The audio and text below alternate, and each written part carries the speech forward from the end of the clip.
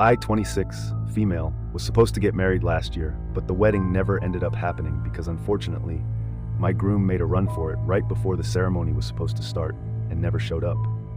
My ex-fiancé Garrett, 23 male, and I had been together for 3 years before he proposed. We met through friends and got along very well. The first time we met happened to be at a party hosted by one of our mutual friends. We discovered that we had a lot in common and ended up talking the entire evening, after which he asked me out. I said yes, and we went out on a couple of dates and realized that we really liked each other. Within 3 months, we were officially in a relationship and everything was going great. 6 months in, we had introduced each other to our families, and a year later, we moved in together. We were in love, and I couldn't imagine anyone better for me than him. I was convinced that he was my soulmate, and everything was blissful for the 3 years that we were together. We did have occasional fights, but we would always make up, and it would never be too serious, so we had nothing to worry about. Our friends and family constantly commented on how great our relationship was, and I believed it because honestly, we probably had the healthiest relationship ever. Anytime we had a problem or an issue, we would just talk to each other and sort it out. That was a promise that we had made to each other, that we would always talk things through and never give up on each other. So when he decided to propose over a year ago, I said yes. Everybody had their eyes on us since it was a public event that he had organized for the proposal. But later on, when we were on our own, I decided to talk to him. In spite of the love we had for each other, I was still 3 years older than him. I know it's not a lot, but in our 20s, 3 years makes a huge difference. When I had met him, he had been 20 and I had been 23, and even I had been kind of skeptical about dating him because he seemed young, almost too young to be with me. I was worried about what people would say, but he was just so charming and wonderful that I couldn't help but say yes, because it just felt like it was meant to be. But marriage was a big deal, and I didn't want him to sign up for something that he wasn't ready for yet, just because it was the socially acceptable thing to do. So the night of our engagement, I sat him down and asked him if he was sure about this, because I was ready to wait for a couple more years until he was a bit older and had made up his mind about marriage. It could very well be possible that 3 years later, he wouldn't be on the same page about marriage, and I didn't want that to ruin what we had. I was ready to wait for him, and I wanted him to know that there was no pressure on him to get married as soon as we could, just because people believed we had to. But he reassured me that he was ready for it, and that the only reason he had proposed to me and asked me to marry him was because he wanted to. There was no pressure on him in any way, so I had spoken to him about this, but in spite of that, he ruined everything that we had. There was a gap of almost 8 months between our engagement and our wedding, so he had 8 months to tell me that he had been having second thoughts about the wedding, instead of embarrassing me at the altar. But for the entirety of those months, he said nothing and just sat tight with his mouth shut. He pretended to be in love with me the entire time, and even in the last week leading up to the wedding, he said nothing. And there was literally no way for me to know that he had been having second thoughts and didn't want to get married anymore. It truly was an Academy Award-worthy performance, I have to give him that. And maybe somewhere deep down, I also wanted to believe that he wouldn't abandon me or do anything to jeopardize our relationship, which is why I turned a blind eye to a lot of subtle, small things. The signs were really small, but I had noticed them. I just convinced myself that it was no big deal and that everything would be fine. I also didn't want to seem like a crazy paranoid person, making a big deal out of everything by bringing those things up. They were little things, like he had stopped waiting for me to finish my meal before he got up from the dinner table, something that he would always do before since I was a slow eater. If you enjoyed this video, consider liking my video.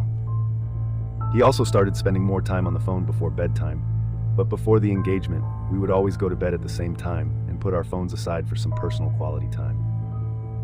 It was just small things like these that made me feel a little weird, but I didn't bring it up with him because I didn't want to come off as paranoid or silly.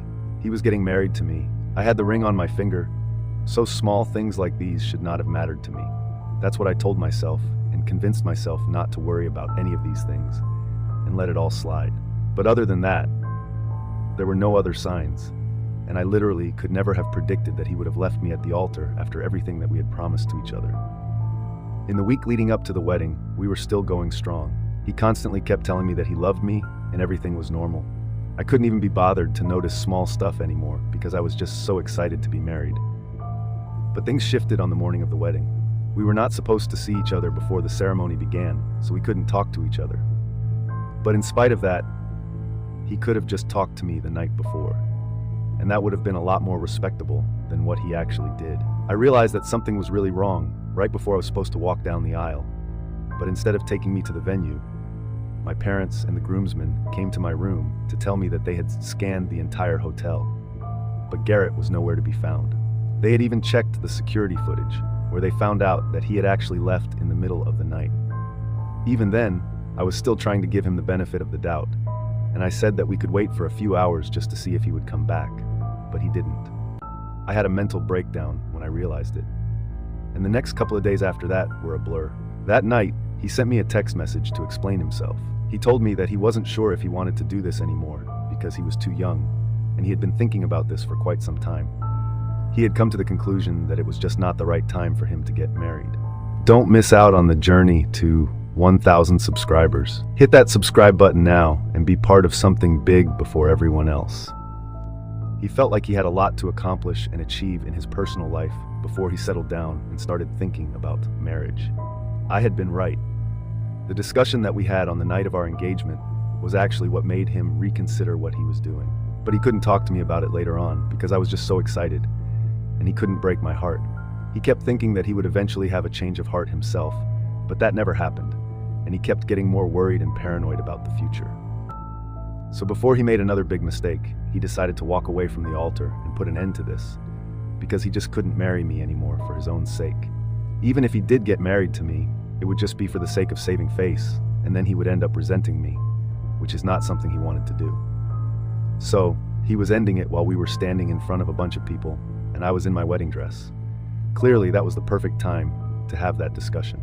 I had so many things that I wanted to say to him after I read that text, because I was hurt, I was upset, and I was so betrayed. But I chose to stay dignified because I couldn't let my emotions get the better of me.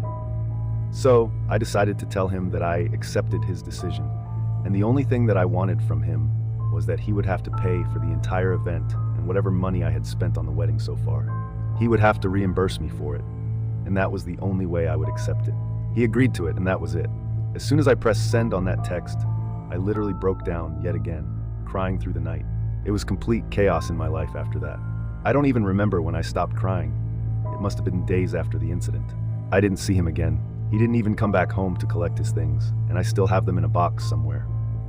After he had stood me up at the altar, I think my parents, my friends, and a few other relatives spent a good few days comforting me while I cried my eyes out. They took me back to my house after they had made sure that he wasn't lurking around. When I checked my phone, I realized that he had blocked me everywhere, and that just broke my heart even more. My parents stayed with me for a few weeks after the wedding, and my friends were kind enough to come and visit me every day. Even his friends, his groomsmen, paid me a few visits just to see how I was doing, and told me that they had cut him off entirely as well after the fiasco at the wedding, because what he had done was not acceptable. But none of that mattered to me. I just wanted to move on and forget that I had even been involved with him, because every time I thought about it, it made my heart hurt, and I couldn't take it anymore. So I decided to take a break from everyone and everything and just took off.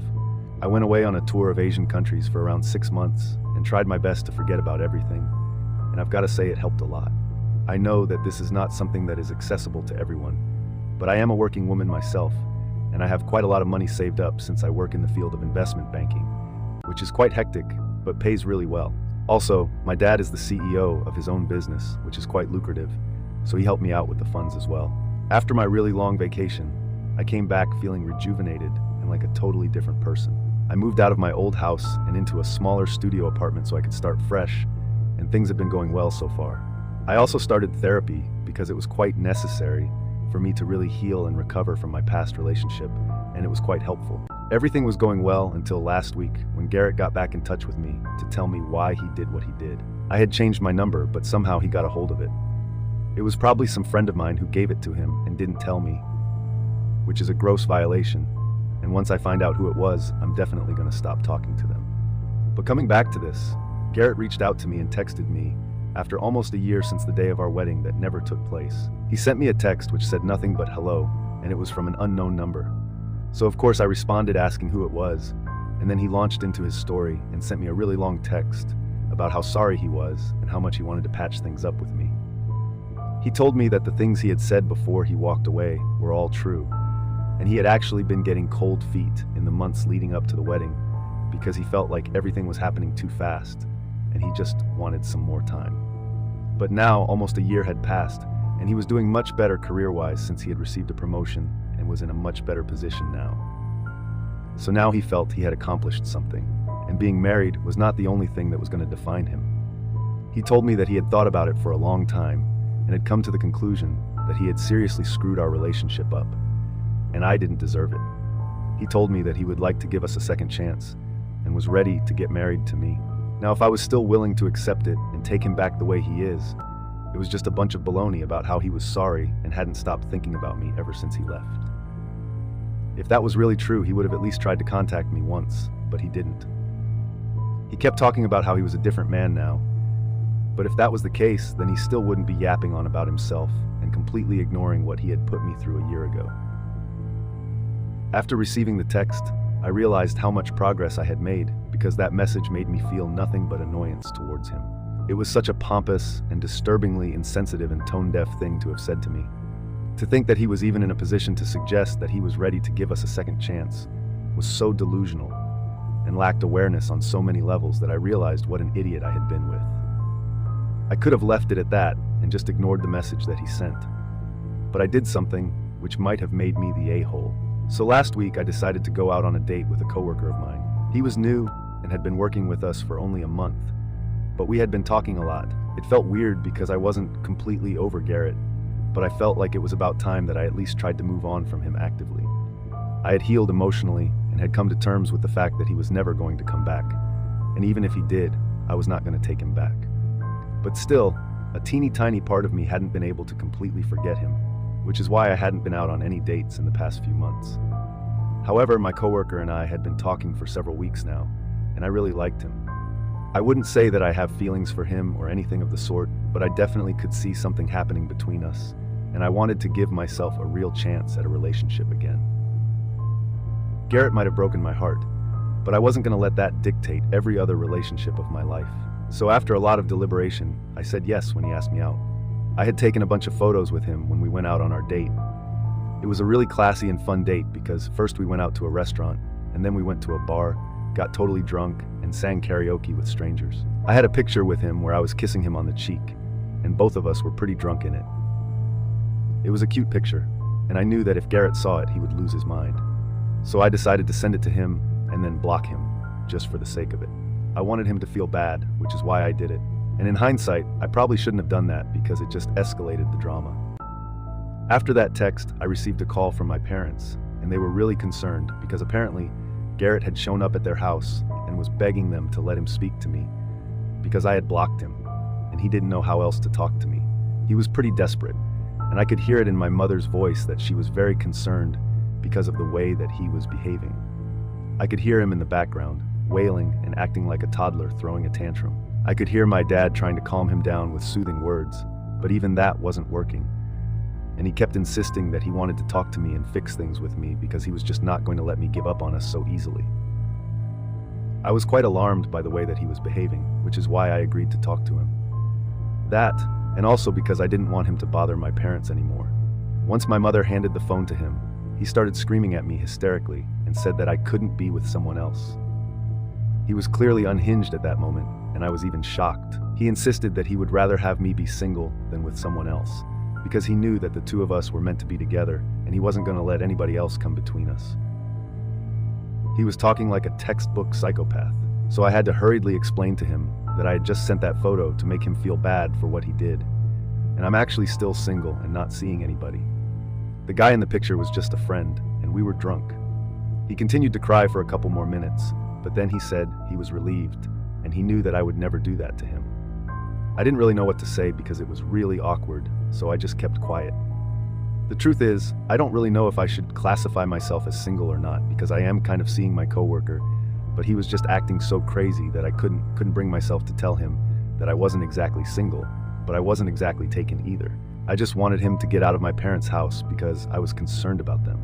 On the phone call, he went on talking about how he knew that he and I were soulmates, and that I was going to forgive him for his stupid little mistake and take him back. He then told me that no matter how much time it took, he would make sure that I forgave him, and he would wait around for me to come back. Before I could say anything, He apologized for bothering my parents and then handed the phone back to my mother. I explained everything to my parents once he was out of the house, and they thought that what I did was pretty out of order because you never know what people are going through, and clearly there is something wrong with Garrett. So I never should have sent that photo to him, even if what he did to me was wrong. I had no reason to stoop to his level and try to hurt him back, and I should have just let it go because it was not worth the drama. They also believe that I need to be honest with Garrett because clearly he is unstable, and there's no telling what he might or might not do if he finds out that I'm actually seeing someone. They think that in order to prevent another mental breakdown, I should just come clean to him, because when he finds out that I'm actually seeing somebody and I had lied to him, things are going to be much worse.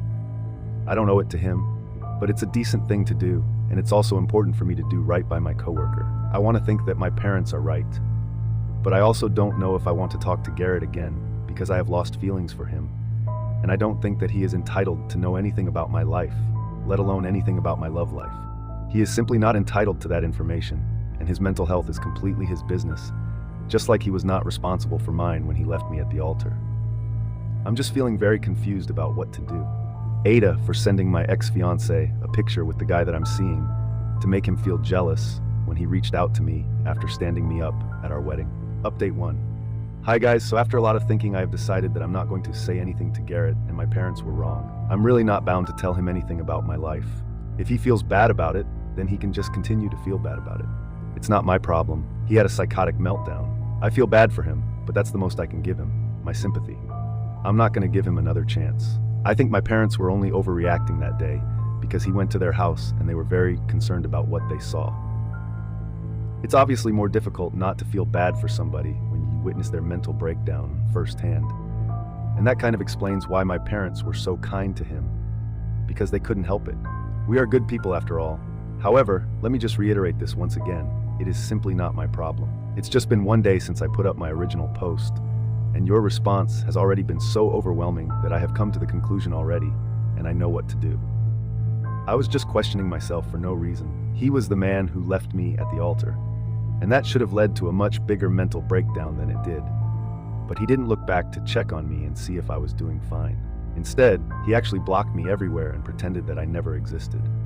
So why should I do anything different for him? I'm glad that I did what I did. I could have been less petty, but that wouldn't have been as much fun. And anyway, Garrett has a better career by now, so I think he should just focus on that instead of trying to get back with me and doing something that is just not possible anymore. Update 2. So I told my parents about my decision to not talk to Garrett and keep him blocked. They were a bit resistant at first and said that I shouldn't do that because that would probably lead to another breakdown if he finally found out about my relationship. I told them that was his problem entirely, and I was not responsible for it. I explained everything to them calmly, and they seemed to understand. They told me that the only reason they were worried was because they didn't want something like that on my conscience, because it takes a lot away from a person when they realize that they're behind somebody else's depression. And they are right. But that doesn't mean I'm going to go out of my way to be nice to somebody and think about somebody who literally left me before my wedding and had no qualms about walking away from our relationship. That is not the kind of guy that I care about, and I am simply done with Garrett. I want nothing to do with him anymore. Update 3.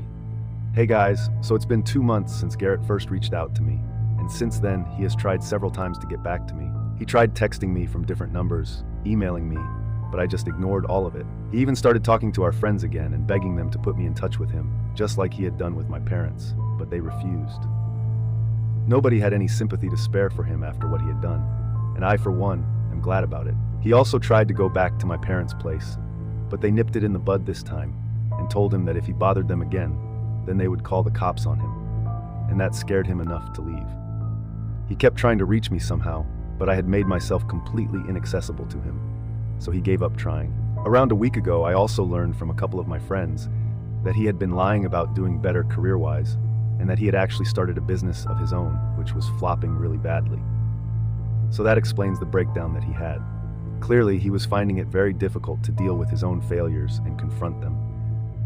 So he thought that coming back to me would give him a sense of accomplishment, or whatever. I don't really know how stupid people think, so I don't understand the psychology behind it, but I am guessing that his business failing is probably one of the reasons why he had that breakdown at my parents' place, and was acting so psycho. Anyway, that's none of my business anymore, and that's his problem to deal with. My coworker and I are still seeing each other. And for those of you who are asking, yes, he is aware of my past, and he asked me out in spite of that.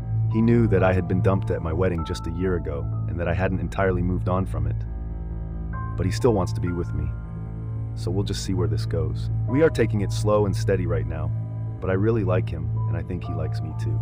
Some people might say that it's way too soon to tell or be sure of anything, but I took my time with Garrett, and that turned out to be the wrong decision. So if I have learned anything from that experience, it is that time means nothing. If somebody has great energy and you like them, you should just go for it without thinking about what other people might say.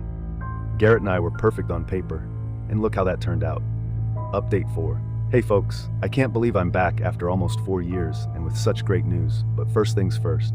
In my last update, almost 4 years ago, I mentioned that Garrett had given up trying to contact me about 2 years later when he found out that I was in a relationship with my coworker.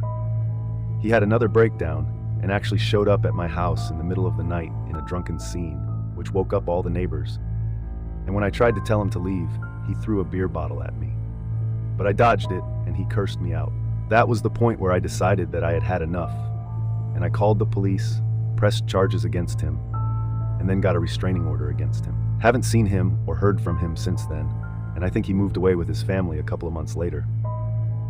So that was that, and I'm glad to be rid of him, honestly. I'm also glad that he stood me up on my wedding day and walked away from the altar, because now I'm married to the guy who is really my soulmate. About a month ago, I got married to my coworker, but I guess I should call him my husband now. He is everything that I dreamed of. And even though my wedding was much smaller and much more intimate this time around, it was a huge success because the groom didn't run away before the wedding. Jokes aside, I truly got lucky with him, and I hope that we keep making each other laugh and smile throughout the rest of our lives. I couldn't be happier.